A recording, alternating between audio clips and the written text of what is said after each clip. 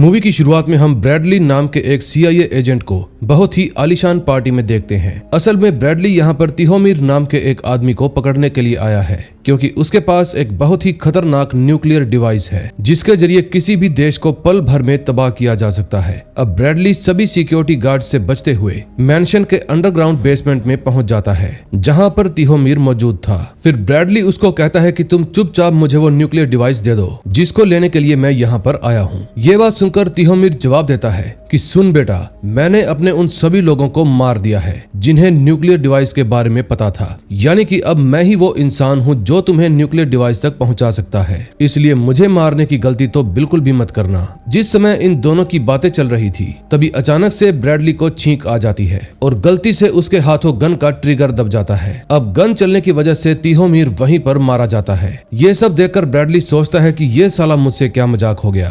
अगले सीन में हम CIA हेडक्वार्टर्स में ब्रैडली की पार्टनर सुसान को देखते हैं, जो कि ब्रैडली से पूछती है, सुबह सुबह तुमने बहुत ज्यादा पी रखी थी क्या? तिहोमीर को ही ठोक दिया। अब हमें वो न्यूक्लियर डिवाइस कैसे मिलेगा? फिर ब्रैडली जवाब देता है कि वो सब हम बाद में देखेंगे, अभी तुम मुझे यहाँ से निकलने में हेल्प करो। अब इतना सुनते ही सुसान उसे गाइड करना शुरू कर देती है ताकि वो तिहोमीर के बॉडीगार्ड से बच सके। अब सुसान की हेल्प से ब्रैडली देखते ही देखते सभी लोगों को मौत के घाट उतार देता है। इतनी लड़ाई देखकर सुसान कहती है, वाह मेरे हीरो, तुम्हारी फाइट देखकर तो मैं भी कभी बोर नहीं होती। अब अंडरग्राउंड बेसमेंट से निकलकर ब्रैडली पार्टी में पहुंच जाता है, लेकिन कुछ लोग अभी भी उसका पीछा कर रहे थे। फिर सुसान उसको बताती है कि मैंशन के बाहर एक बोट है, तुम उसमें बैठकर वहां से सही सलामत निकल सकते हो। फिर ब्रैडली जैसे तैसे बोट तक पहुंच जाता है, लेकिन वहां जाकर उसको पता चलता है कि बोट की चाबी तो यहाँ पर है ही नहीं। तभी हालातों को बिगड़ता हुआ देख सुसान इमरजेंसी प्रोटोकॉल को फॉलो करते हुए वहां पर एक बॉम्ब गिरा देती है, जिसकी हेल्प से ब्रैडली उन लोगों से बचकर निकल जाता है। फिर रास्ते में वो सुसान से कहता है कि तुम एकदम बेमिसाल हो, तुम्हारी वजह से मैं एक बार फिर जिंदा बच गया। अब मैं जैसे ही शहर पहुंचूंगा हम दोनों एक साथ डिनर करने के लिए चलेंगे। ये बात सुनते ही सुसान खुशी से पागल हो जाती है, क्योंकि वो ब्रैडली को पसंद किया करती थी। अगले सीन में हम इन दोनों को डिनर करता हुआ देखते हैं, जहां हमें पता चलता है कि ब्रैडली सुसान को सिर्फ अपना एक अच्छा दोस्त मानता है, क्योंकि वो सालों से एक साथ मिलकर काम कर रहे हैं। लेकिन सुसान उसके प्यार में पूरी तरह से पागल है, इसलिए वो उसको इम्प्रेस करने का एक भी मौका नहीं छोड़ती। अगली सुबह ये दोनों CIA के हेडक्वार्टर्स में पहुंच जाते हैं, जहां इनकी सीनियर हेड एलिना इनसे पूछती है कि तुम लोगों ने उस न्यूक्लियर डिवाइस को ढूंढने की क्या प्लानिंग की है। फिर सुसान बताती है कि हमारी जानकारी के मुताबिक तिहोमीर की एक बेटी भी है, रायना, जो उसी की तरह एक बहुत बड़ी गैंगस्टर है। हमें पूरा भरोसा है कि हम उसके जरिए न्यूक्लियर डिवाइस तक पहुंच जाएंगे, क्योंकि वो कुछ दिनों बाद डेलुका नाम के एक बिजनेसमैन को न्यूक्लियर डिवाइस बेचने वाली है। अब ये बात पता चलते ही एलिना ब्रैडली को उसके अगले मिशन पर भेज देती है ताकि वो रायना को पकड़ सके। अब रात के वक्त ब्रैडली रायना के घर पर पहुंच जाता है, जहां हमें पता चलता है कि CIA के हर एक एजेंट की आंखों में स्पेशल लेंस लगे होते हैं, जिनके जरिए वो अपने पार्टनर के साथ विजुअली कनेक्ट करके आसानी से किसी भी मिशन को पूरा कर सकते हैं। अब इसी चीज का फायदा उठाकर सुसान ब्रैडली की हेल्प कर रही थी, जिसके बाद वो रायना के हर एक आदमी को धूल चटा देता है। लेकिन इससे पहले कि वो अपने प्लान में कामयाब हो पाता, रायना उसके पीछे से आकर उस पर गन तान देती है और फिर उसको बताती है कि मुझे तुम्हारे प्लान के बारे में पहले से ही पता चल गया था। मेरे पास CIA के सभी टॉप एजेंट्स की सारी जानकारी है, इसलिए तुम लोग मेरा कुछ भी नहीं बिगाड़ सकते। इतना कहने के बाद रायना ब्रैडली को शूट करके खत्म कर देती है। अब ये सब देखकर बेचारी सुसैन पूरी तरह से टूट जाती है, क्योंकि वो ब्रैडली को बहुत पसंद किया करती थी, जो कि अब इस दुनिया में नहीं रहा। सुसैन के साथ साथ CIA का पूरा डिपार्टमेंट ब्रैडली की मौत से बहुत ज्यादा दुखी था, क्योंकि उन्होंने अपना सबसे टॉप का एजेंट खो दिया था। अगले सीन में हम रिक नाम के एक एजेंट को एलिना के ऑफिस में बैठा हुआ देखते हैं। वो कहता है कि मैंने तुम्हें पहले ही चेतावनी दे दी थी कि तुम मेरी जगह पर ब्रैडली को उस मिशन पर मत भेजो, लेकिन तुमने मेरी बात नहीं मानी। अब उस बेवकूफ की वजह से हम न्यूक्लियर डिवाइस तक नहीं पहुंच पाएंगे। ये बात सुनकर एलिना रिक के साथ साथ बाकी एजेंट्स को भी बताती है कि रायना के पास तुम सभी की जानकारी है, इसलिए मैं तुम्हें इस मिशन पर नहीं भेज सकती। हमें उसको पकड़ने के लिए कोई दूसरा रास्ता ढूंढना होगा। तभी सुसान एलिना से कहती है कि अगर आप लोग चाहते हो तो मैं इस मिशन को पूरा कर सकती हूँ, क्योंकि रायना मेरे बारे में कुछ भी नहीं जानती और ऊपर से मैंने CIA की पूरी ट्रेनिंग को अच्छे स्कोर के साथ पास किया था, इसलिए मैं एकदम तैयार हूँ। फिर रिक गुस्से में एलिना से कहता है कि अगर ये टुनटुन मौसी इस मिशन पर गई तो मैं अपनी जॉब से रिजाइन दे दूंगा। फिर एलिना कहती है कि मैं सुसैन की बात से सहमत हूँ, इसलिए तुम्हें जो करना है करो। ये बात सुनकर रिक वहाँ से चला जाता है। अगले सीन में हम एलिना को सुसैन से बात करते हुए देखते हैं। वो बताती है कि मैंने तुम्हारी कुछ ट्रेनिंग की वीडियो फुटेज देखी है जिसमें तुम कमाल का लड़ रही हो। तुम्हारी फाइट देखकर मैं तो तुम्हारी फैन हो गई। फिर एलिना उसको समझाती है कि तुम्हें कुछ घंटे बाद पेरिस की फ्लाइट के लिए निकलना है, क्योंकि रायना इस वक्त पेरिस में ही मौजूद है। हमने तुम्हारे लिए एक नई आईडी का भी इंतजाम कर दिया है ताकि कोई भी गलती से भी तुम पर शक न करे। अब मेरे ऑफिस से निकलने के बाद तुम सीधा पैट्रिक के पास जाओगी, क्योंकि वो तुम्हें हथियार देगा जो मिशन के दौरान तुम्हारे बहुत काम आएंगे। इन बातों को सुनकर सुसैन बहुत ज्यादा खुश हो जाती है, क्योंकि अब उसको हथियार चलाने को मिलेंगे। लेकिन पैट्रिक के पास पहुंचकर उसको पता चलता है कि उसको ऑटोमेटिक गन्स की जगह सिर्फ कुछ मामूली से हथियार दिए जा रहे हैं, जिनको वो मुसीबत में पड़ने पर सिर्फ अपनी हिफाजत के लिए इस्तेमाल कर सकती है। फिर सामान लेने के बाद सुसैन पूरी तरह से रेडी होकर पेरिस के लिए निकल पड़ती है।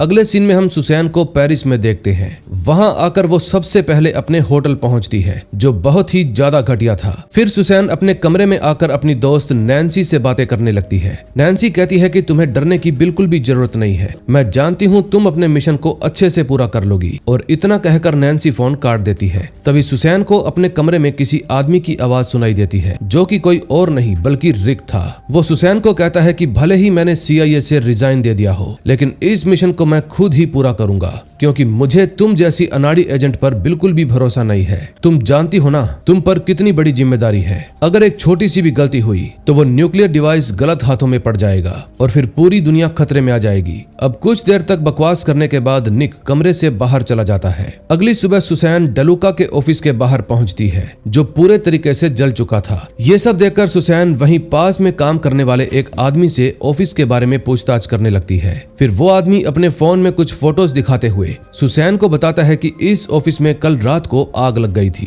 तभी सुसैन की नजर फोटो में मौजूद एक आदमी पर पड़ती है, जिसका नाम बेन था। फिर उसकी जानकारी निकालने के बाद सुसैन नैन्सी से कांटेक्ट करती है। अब जिस समय इन दोनों की बातें चल रही थी, तभी वहाँ पर रिक भी आ जाता है, जो अपने पुराने मिशन की कहानी सुनाते हुए सुसैन के सामने अपनी तारीफ करने लगता है। अब इन सारी बातों को सुनकर सुसैन उस पर भड़क जाती है, जिसके बाद वो चुपचाप रेस्टोरेंट से चला जाता है। तभी सुसैन की नजर बेन पर पड़ती है, जिसको उसने फोटो में देखा था। अब इसके बारे में जानकारी हासिल करने के लिए सुसैन तुरंत ही उसका पीछा करना शुरू कर देती है और एक मार्केट तक पहुंच जाती है, जहां उसको समझ में आता है कि बेन रिक का ही पीछा कर रहा है। तभी जैसे ही रिक एक लड़की से बात करने के लिए कुर्सी पर बैठता है, बेन बिना वक्त गवाए उसके बैग की अदला बदली कर देता है। ये देखकर सुसैन समझ जाती है कि जरूर रिक के साथ कुछ गलत होने वाला है, इसलिए वो उसको रोकने की कोशिश करती है। इसी दौरान हम लिया नाम की एक लड़की को देखते हैं, जो बेन के साथ मिली हुई थी। वो अपने सभी साथियों को बता देती है कि रिक के साथ एक लड़की भी आई है।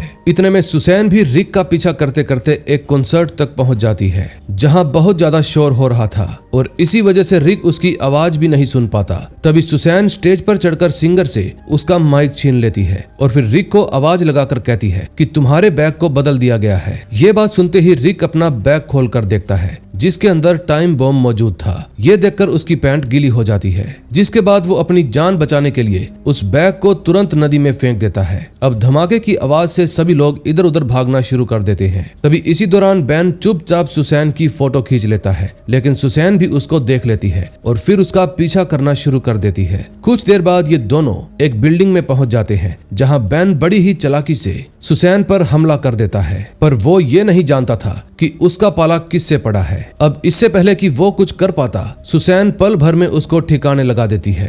अगले सीन में हम उसको होटल रूम के अंदर देखते हैं, जहां वो बेन के कैमरा को चेक कर रही थी। तभी सुसैन अपना दिमाग लगाकर किसी तरह इस बात का पता लगा लेती है कि डेलुका न्यूक्लियर डिवाइस को खरीदने के लिए रोम जाने वाला है। अब इन सारी जानकारी को हासिल करने के बाद सुसैन की बॉस एलिना उससे कहती है कि अब तुम वापस आ जाओ, तुम्हारा काम सिर्फ यहीं तक का था। लेकिन सुसैन उसको कहती है कि मैम, मैंने अब तक बहुत अच्छा काम किया है और मुझे भरोसा है कि मैं आगे का मिशन भी पूरा कर लूंगी, इसलिए आप मुझे रोम जाने की परमिशन दे दीजिए। अब ये सब बातें सुनकर कहीं न कहीं एलिना भी उससे सहमत थी, जिसकी वजह से वो सुसैन को एक नई पहचान के साथ रोम जाने का ऑर्डर दे देती है। अगले सीन में हम सुसैन को रोम के एयरपोर्ट पर देखते हैं, जहां एल्डो नाम का एक एजेंट उसको लेने के लिए आता है। वो बहुत ही बदतमीज किस्म का आदमी था। वो सुसैन को अपनी कार में बिठाता है और फिर होटल ले जाने लगता है। रास्ते में एल्डो एकदम शराबी की तरह कार चला रहा था, जिसकी वजह से सुसैन की हालत खराब हो जाती है। फिर होटल पहुंचने के बाद एल्डो उसको कहता है, जाने मन कैसी लगी मेरी ड्राइविंग? लेकिन सुसैन उसको जवाब देती है, बहुत ही घटिया,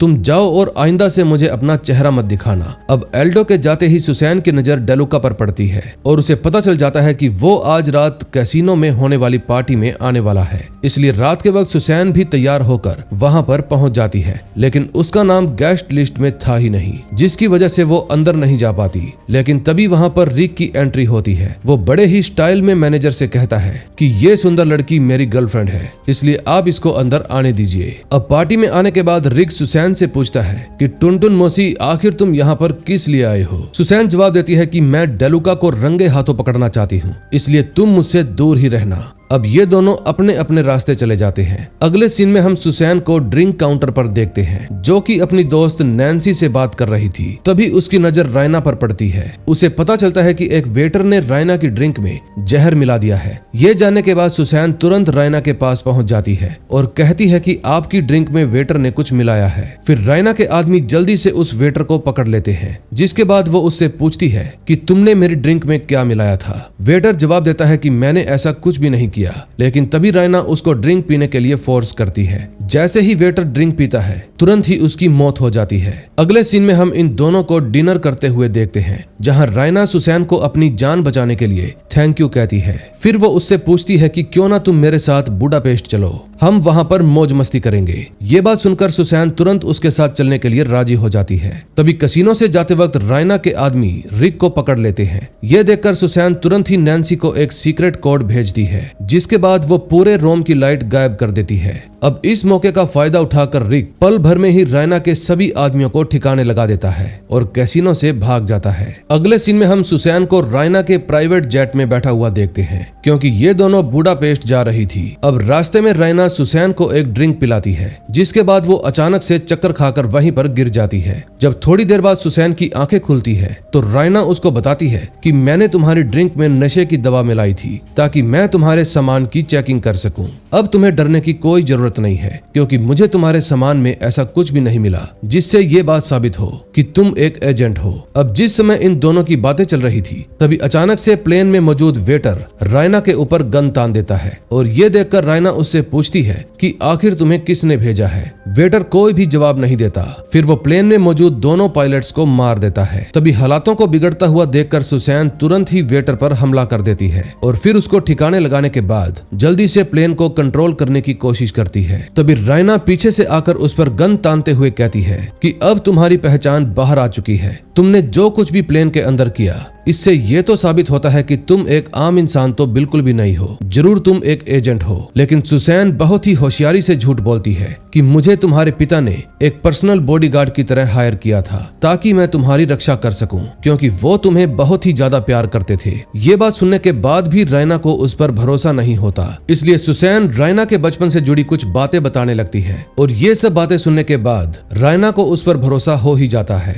अगले सीन में हम इन दोनों को बुडापेस्ट में देखते हैं, जहां अपने होटल रूम में पहुंचकर सुसैन नैन्सी से कांटेक्ट करने की कोशिश करती है, लेकिन रूम में कैमरा लगे हुए थे, जिस वजह से सुसैन को होटल से बाहर आकर बात करनी पड़ती है। तभी बीच रास्ते उसको नैन्सी मिल जाती है, जिसको देखकर वो बहुत ज्यादा खुश हो जाती है। असल में नैन्सी को CIA वालों ने ही भेजा था, ताकि वो इस मिशन में सुसैन की हेल्प कर सके। अब जिस समय इन दोनों की बातें चल रही थी, तभी अचानक से रायना वहां पर पहुंच जाती है और फिर वो सुसैन से पूछती है कि ये लड़की कौन है। फिर सुसैन बताती है कि हम दोनों पार्टनर हैं और अब से हम एक साथ मिलकर तुम्हारी रक्षा करेंगे। ये बात सुनकर रायना उस पर भरोसा कर लेती है। इसी दौरान सुसैन की नजर एक कार पर पड़ती है, जिसमें बैठे कुछ लोग उन पर गोलियां बरसाना शुरू कर देते हैं, लेकिन सुसैन ठीक मौके पर रायना की जान बचा लेती है। फिर वो एक स्कूटी पर बैठकर उस कार का पीछा करने लगती है और कुछ देर तक उसका पीछा करने के बाद सुसैन उस कार तक पहुंच ही जाती है, जहां उसे पता चलता है कि कार के अंदर CIA की ही एक एजेंट कैरेन मौजूद है और उसको देखकर सुसैन अपनी गन नीचे कर लेती है। फिर वो दोनों आपस में बातें करने लगती है, लेकिन तभी मौका मिलते ही कैरेन अपनी गन निकालकर सुसैन को मारने की कोशिश करती है। अब इससे पहले कि वो ट्रिगर दबा पाती, कोई अनजान शख्स कैरेन और उसके साथी को स्नाइपर के जरिए शूट कर देता है और ये सब देखकर सुसैन बहुत ज्यादा हैरान हो जाती है, क्योंकि उसको समझ में ही नहीं आता कि आखिर ये सब किसने किया है। फिर वो नैन्सी के पास जाती है और उसको बताती है कि कैरेन मारी गई और मुझे लगता है कि शायद वो एक डबल एजेंट थी। मेरे हिसाब से उसी ने रायना को हमारे सभी टॉप एजेंट्स की जानकारी दी होगी। फिर ये दोनों ऐसे ही बातें करती करती रायना के पास पहुंच जाती है, जो कि इस वक्त बहुत ही ज्यादा गुस्से में थी, क्योंकि उसके ऊपर बार बार हमले हो रहे थे। वो सुसैन से कहती है कि तुम लोग जल्दी से जल्दी मेरे लिए एक बॉडीगार्ड का इंतजाम करो, क्योंकि मैं सिर्फ तुम्हारे भरोसे नहीं रह सकती। आज रात में एक क्लाइंट से मिलने जा रही हूँ जो मुझसे न्यूक्लियर डिवाइस खरीदने के लिए आने वाला है, इसलिए तुम दोनों एकदम चौकन्नी रहना। अब सुसैन CIA से कांटेक्ट करके एक और एजेंट की मांग करती है, इसलिए वो लोग फिर से एल्डो को ही भेज देते हैं, जिसको देखकर सुसैन बहुत ज्यादा निराश हो जाती है। तभी रात के वक्त वो सभी रायना के साथ क्लब में पहुंच जाते हैं, जहां वो इन्हें लिया की फोटो दिखाते हुए बताती है कि ये लड़की मुझसे मिलने के लिए आने वाली है, इसलिए तुम इस पर ठीक से नजर रखना। सुसैन क्लब में चारों तरफ देख रही थी, तभी अचानक से उसकी नजर रिक पर पड़ती है, जो अपना भेष बदलकर क्लब में आया हुआ था। ये देखकर सुसैन जल्दी से उसके पास जाती है और कहती है कि तुम फिर से यहाँ पर मेरा प्लान बर्बाद करने के लिए आ गए। फिर इस बात को लेकर इन दोनों के बीच लड़ाई शुरू हो जाती है। वहीं दूसरी तरफ हम लिया को देखते हैं, जिसको डेलुका ने न्यूक्लियर डिवाइस की डील करने के लिए रायना के पास भेजा था। अब इससे पहले कि लिया उससे मिल पाती, सुसैन उस पर हमला कर देती है, लेकिन लिया किसी तरह से उसको चकमा देकर क्लब से भाग जाती है। अब सुसैन भी लगातार उसका पीछा करने लगती है, जिसके बाद वो दोनों एक किचन में पहुंच जाते हैं, जहां उनके बीच खतरनाक लड़ाई शुरू हो जाती है। कुछ देर तक ये दोनों लगातार एक दूसरे पर हमला करती रहती हैं, लेकिन आखिर में जब लिया सुसैन को मारने जा रही थी तो अचानक से एक चाकू सीधा आकर उसकी बॉडी के आर पार हो जाता है और वो वहीं पर मर जाती है। फिर सुसैन जैसे ही पीछे मुड़कर देखती है तो वहां पर उसे रायना नजर आती है। फिर वो उससे पूछती है कि आखिर तुमने ये सब क्यों किया। फिर रायना उसको जवाब देती है कि ये काम मैंने नहीं बल्कि तुम्हारे हीरो ब्रैडली ने किया। दरअसल ब्रैडली शुरू से ही CIA को धोखा दे रहा था, ताकि वो अपनी मौत का नकली नाटक करके उनसे पीछा छुड़वा सके। असल में ब्रैडली रायना के साथ मिलकर न्यूक्लियर डिवाइस की डील करने वाला था, ताकि वो और रायना मालामाल हो जाए। इस सच्चाई का पता चलते ही सुसैन बहुत ज्यादा उदास हो जाती है, जिसके बाद रायना के लोग उसको काल कोठड़ी में बंद कर देते हैं, जहां एल्डो भी मौजूद था। वो सुसैन से कहता है कि तुम जैसी नाजुक कली को बंदी बनाकर इन लोगों ने बहुत गलत किया, मैं इसका बदला जरूर लूंगा। अब एल्डो की बकवास सुनकर सुसैन का दिमाग फिर से खराब हो जाता है, लेकिन तभी यहाँ पर ब्रैडली आ जाता है। वो सुसैन से कहता है कि मैंने CIA को धोखा नहीं दिया, मैं ये सारा नाटक इसलिए कर रहा हूँ ताकि हम न्यूक्लियर डिवाइस की डील करने से रोक सके। असल में मुझे रायना का भरोसा जीतना था, इसीलिए मैंने CIA के सामने बुरा बनने का नाटक किया और वो मेरे जाल में मछली की तरह फंस गई। फिर वो सुसैन को बताता है कि मैंने ही कैरेन को मारा था, क्योंकि वो मेरे प्लान के बीच में आ रही थी।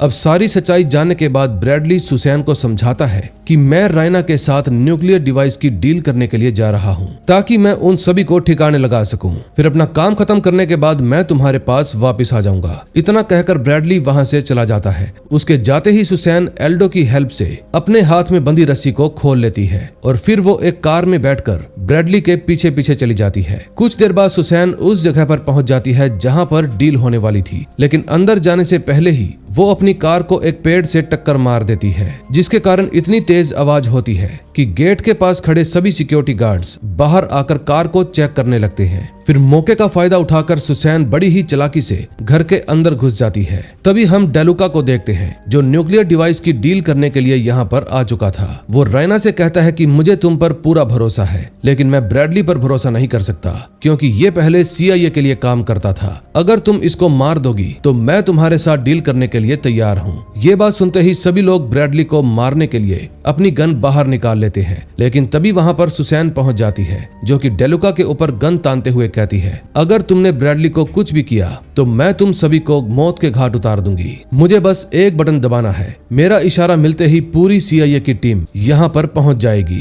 और फिर तुम सब लोग अपनी अपनी जिंदगी से हाथ धो बैठोगे। अब अगर तुम चाहते हो कि मैं ये डील होने दूं, तो तुम्हें ब्रैडली को जिंदा छोड़ना होगा। फिर ये बात सुनकर डेलुका उससे पूछता है कि तुम ब्रैडली को बचाना क्यों चाहती हो। फिर सुसैन उसको सीधा ही जवाब देती है कि मैं ब्रैडली को बहुत ज्यादा पसंद करती हूँ। ये बात सुनकर डेलुका उसकी बात मान लेता है, लेकिन तभी वहाँ पर सोल्सा नाम के एक बहुत बड़े गैंगस्टर की एंट्री होती है, जो न्यूक्लियर डिवाइस का असली खरीदार था। वो अपने साथ बहुत सारे हीरे लेकर आया था, जिनके बदले उसको न्यूक्लियर डिवाइस चाहिए था। फिर डेलुका उन सभी हीरों को चेक करके रायना को कहता है कि ये सारे हीरे तुम्हारे हैं, अब तुम जल्दी से मुझे न्यूक्लियर डिवाइस दिखाओ। ये बात सुनते ही रायना उनको अपनी कार के पास लेकर जाती है, जहाँ न्यूक्लियर डिवाइस मौजूद था। अब डिवाइस मिलते ही बिना कुछ सोचे समझे डेलुका सोल्सा को मार देता है। फिर डेलुका रायना को बताता है कि मैंने न्यूक्लियर डिवाइस की डील किसी और के साथ कर ली है, जो कि मुझे बहुत सारे पैसे देने वाला है। अब मेरे पास पैसा भी होगा और हीरे भी, इसलिए मैं एकदम मालामाल हो जाऊंगा। लेकिन तभी वहां पर रिक की एंट्री होती है, जो बड़े ही स्टाइल में गेट खोलता है, लेकिन पैर फिसलने की वजह से ये जोकर जमीन पर गिरकर बेहोश हो जाता है। वहीं दूसरी तरफ डेलुका रायना को मारने की कोशिश करता है,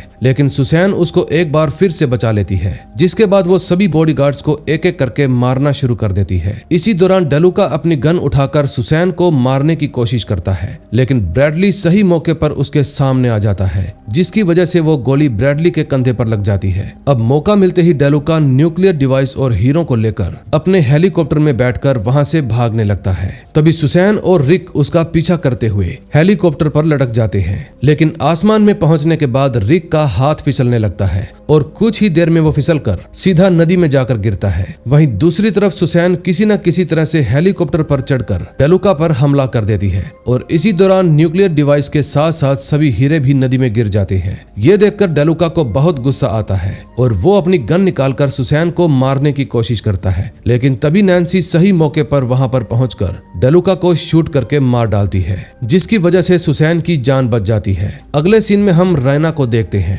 जिसको पुलिस वाले अरेस्ट करके अपने साथ ले जाते हैं। अगले सीन में हम देखते हैं सुसैन ब्रैडली और एलिना से आकर मिलती है, जो कि उसके काम से बहुत ज्यादा इम्प्रेस थे। फिर एलिना सुसैन को बताती है कि तुम अपने सारे कपड़े पैक कर लो, क्योंकि मैं तुम्हें एक नए मिशन पर भेज रही हूँ। ये बात सुनते ही सुसैन बहुत ज्यादा खुश हो जाती है और इसी के साथ इस मूवी का एंड हो जाता है। दोस्तों, अगर आपको ये मूवी अच्छी लगी हो तो प्लीज वीडियो को लाइक करके चैनल को सब्सक्राइब कर देना और बेल आइकन दबाना बिल्कुल भी मत भूलना, ताकि जैसे ही मैं कोई और मूवी अपलोड करूँ आपके पास नोटिफिकेशन आ जाए। अब हम मिलेंगे नेक्स्ट वीडियो में। Till then bye bye.